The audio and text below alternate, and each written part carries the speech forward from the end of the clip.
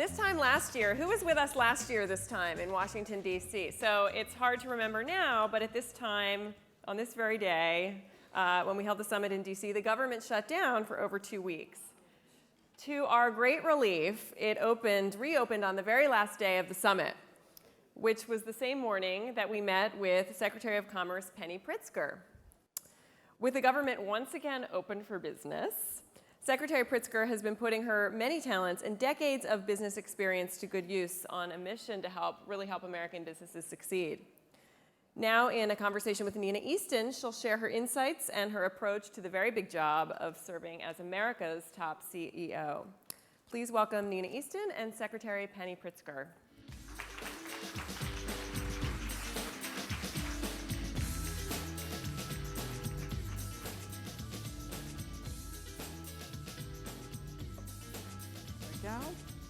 Well, Penny, welcome. You are just back from a trip to the Ukraine, Poland, Turkey. You spoke in Kiev. And what I love about that is you have this personal history there. You have a personal tie that involves your great-grandfather. Can you tell us? Sure.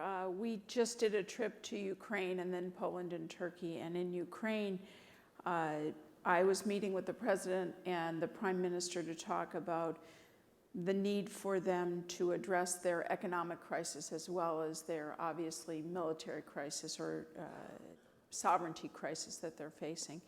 But my great-grandfather was the immigrant in our family. So he left Ukraine about 133 years ago. And fortunately, when he was 70 years old, he wrote a book about his life, which I had brought with me.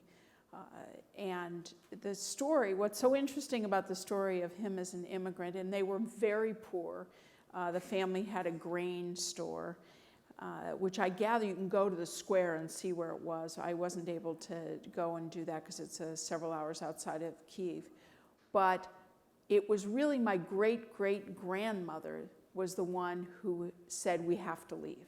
Because, as you like to say, being Jewish and politically active probably wasn't a good career choice. Right. My great-grandfather's brother decided to become politically active as a Jew in Tsarist Russia, and that was probably not his future was going to be cut short unless they got out of there. And it was my great-great-grandmother, the Cossacks came to her and said, you know, you need to get out of here, and she was the one who laid down the law and said, family's moving. So I love this, that the Pritzker family fortune started in some ways in Kiev.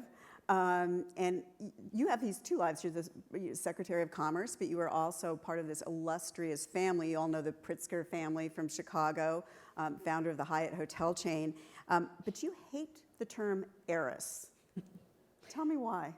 Well, I think that one of the things that probably all of us in this room know is that our ability to be in this room is very much, regardless of where we came from, is due a lot to what you've done with yourself. How you've taken all the fortune and misfortune in your life and allowed that to compile into something productive and something that you feel a certain personal responsibility for.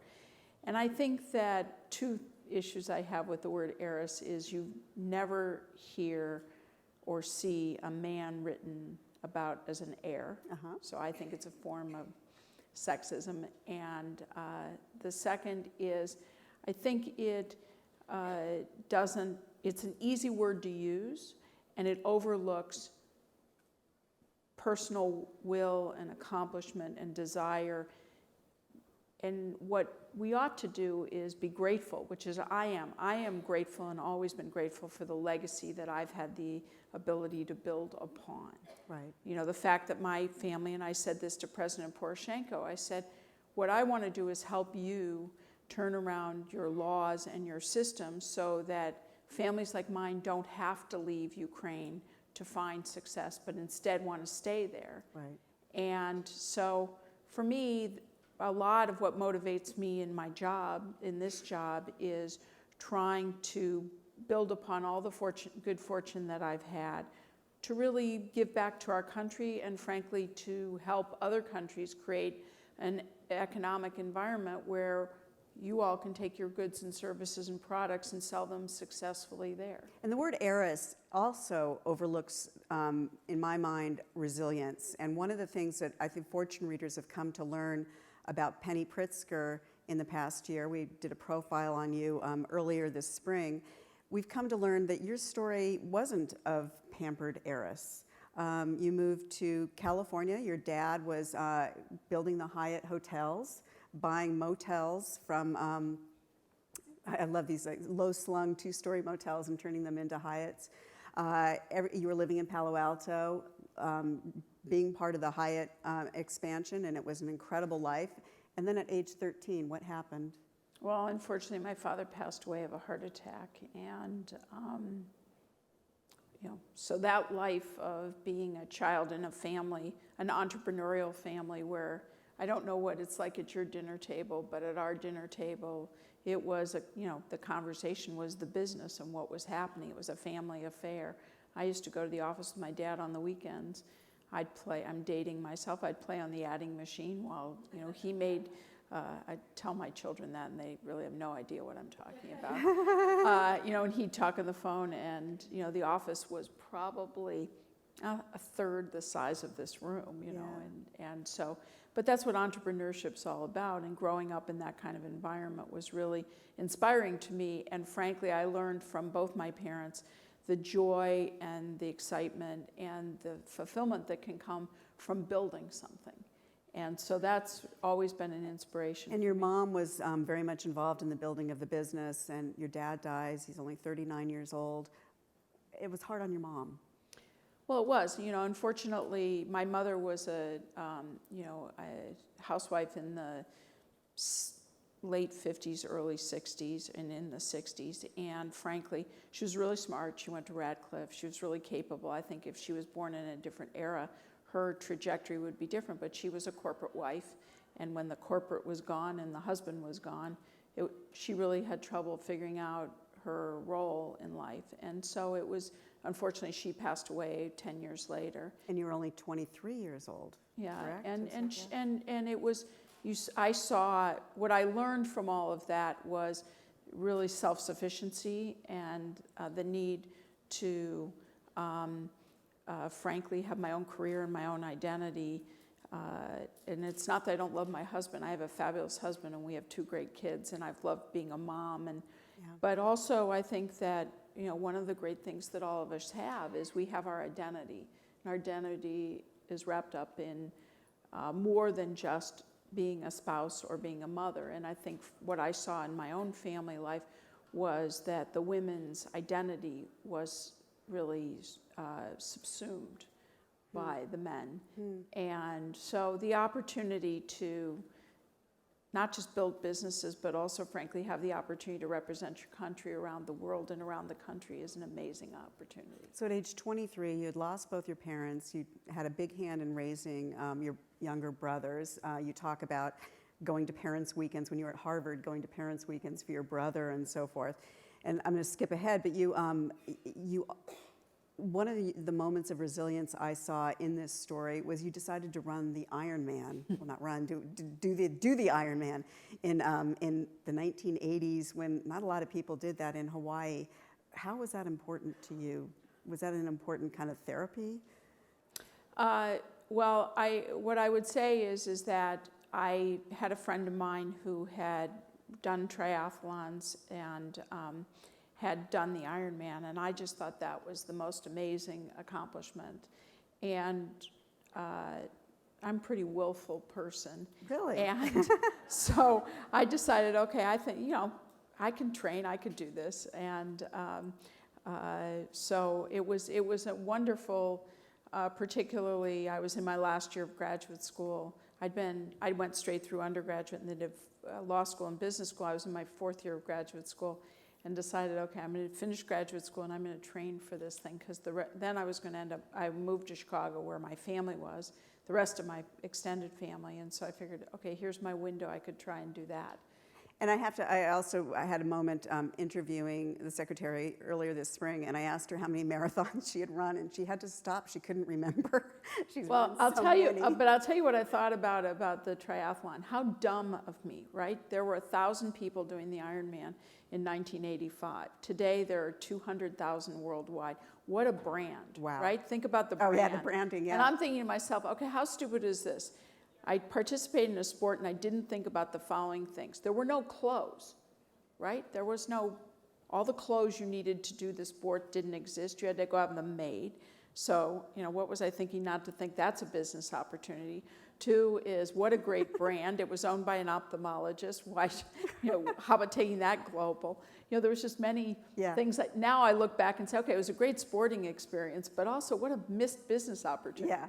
You also, speaking of business, you also broke gender barriers within your own family. I mean, you were chosen as one of 3 cousins to run the family business at a time when your grandfather and stuff thought, you're a girl, do you really want to be doing this? Yeah, well, it was, my family's been pretty male-dominated in the business leadership side. And as I said, I was pretty willful, and I showed up on the doorstep and said, this is something I want to do. And I figured the best way to do that was to be well-trained. So I went to law school, I went to business school, I worked during school. I was really determined. And what I found was, and how I ended up really becoming an entrepreneur, was I didn't really want to be the 5th Pritzker doing the same thing. I wanted to do my own thing. So I was more interested in what I called the white space in the family, where the family enterprise wasn't active. I wanted to be active in those opportunities in an effort that I could build something and have my own.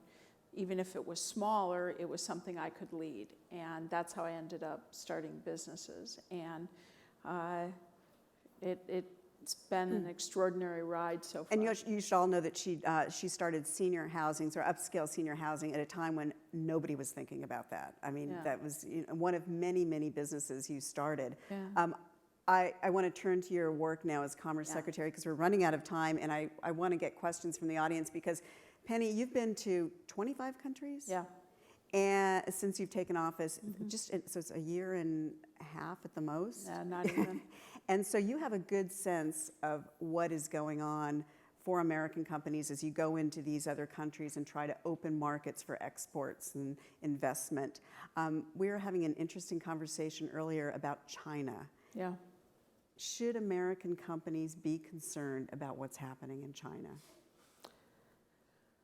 I think you have to be I think the Chinese market, you can't ignore the Chinese market, but I think you have to go in with your eyes wide open, which is your intellectual property is at risk in that market. And so you have to be very careful about what is it that you're bringing to bear in the Chinese market. And the second is right now there's a real crackdown. They're using their anti-monopoly laws to basically change the entire pricing structure for some of great American companies, whether it's not just American companies, Western companies. And so, are you getting involved in trying to? Yeah, we are. We do these dialogues. A dialogue is an important meeting between countries, and we twice a year do a dialogue. I co-lead one that will occur in December of this year, and then the Secretary of Treasury and the Secretary of State co-lead one that we had in June. So twice a year, the economic agenda between our 2 countries at the highest level is being discussed. Now, throughout the year, we're working together. I have troubleshooting folks, on behalf of I have folks who are there almost every week in China working on issues on behalf of specific companies, and then in general, in terms of trying to deal with whether it's issues around transparency or government procurement or rule of law, et cetera, intellectual property protection. I could go on and on. What they've said in their third-party plenum is that they want a more open and modern type of an economy, but the actions don't match up with that right now. So it sounds like you're concerned. You have to be concerned, and we have to be vigilant. Now, it's a very important relationship, and we have to keep working together to try and make progress. and we have to be very specific on behalf of specific issues with different companies as well. Do we have some questions from the audience? Back? Yeah. Oh, I'm sorry, right here. Save. And then in the back after this. Good morning, Eva Sage-Gavin, Skills for America's Future, Aspen Institute. Penny, a really important milestone happened last Friday, and I know you've worked really hard on this, but the U.S. unemployment rate finally dropped below 6%. And that wasn't mentioned in all the great things about you, but this work you're doing on innovation, skills, advanced manufacturing, what do you have the most pride in what you've done, and what do you think presents the most promise? Because many of us in the room are saying, how can we make it better? How can the U.S. compete to win? And then the last part of that is, many have asked me, and how do women get on boards of directors from this room to really make a difference? Well, I think that there's a lot for the Department of Commerce to be proud of, working to make sure that everything we do, whether it's growing exports, it's increasing foreign direct investment, it's increasing access for your companies around the world. All of that translates to growth, economic growth here, and job creation here in the United States. And getting, our job is to try and create the conditions for you all to create jobs.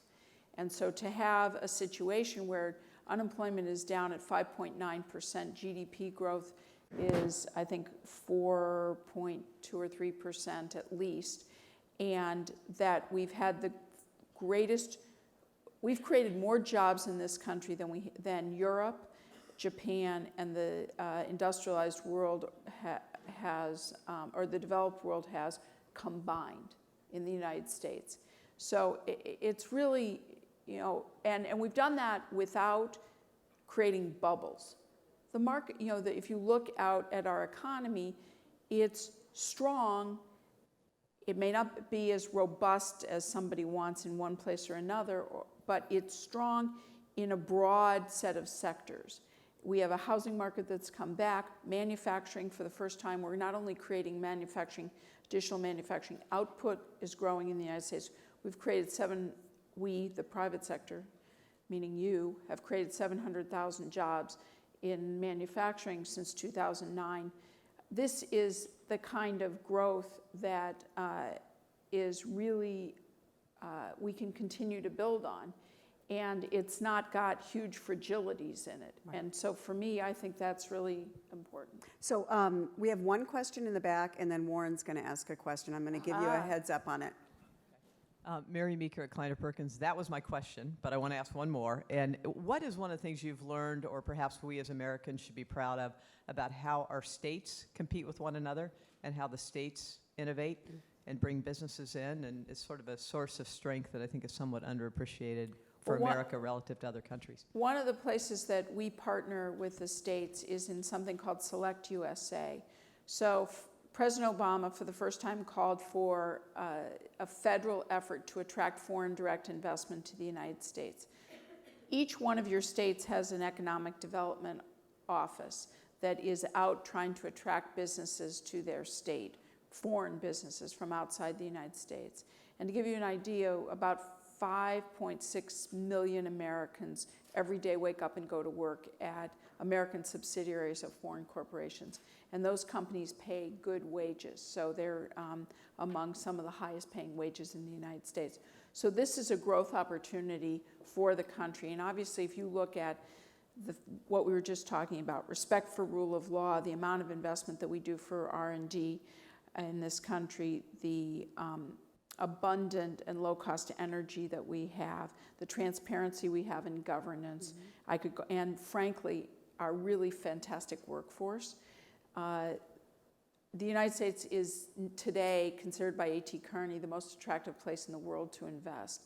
So we're working with states to attract foreign direct investment, and we will have our second Select USA summit in March of 2015.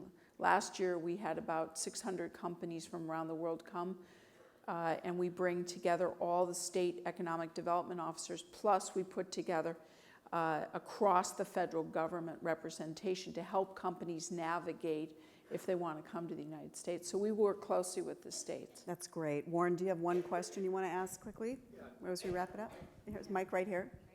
A quick question. Well, or I'll get I'll killed. make a quick comment. I've known Penny a long time, and President Obama made absolutely the best choice he could have made for commerce. He's got somebody there that's very smart about both business and people. And the one suggestion I'd like to make to her is that perhaps you could get Ron Wyden and Orrin Hatch, and privately, no announcement, but just give them some thoughts on what should be in a new corporate tax code, and give them a lot of encouragement on getting it done in the next 6 months. Well, Warren, I couldn't agree with you more. Our corporate tax code is not competitive globally, and you're seeing now all these different things that are occurring that point that out, and it's something that needs to be addressed. So it's very high priority, and I appreciate the good advice. Always I appreciate your good advice. Will that happen by the end of your tenure? We'll see. Okay. Thank you so much, Penny. Thank you. That was great. Thank you. Thanks.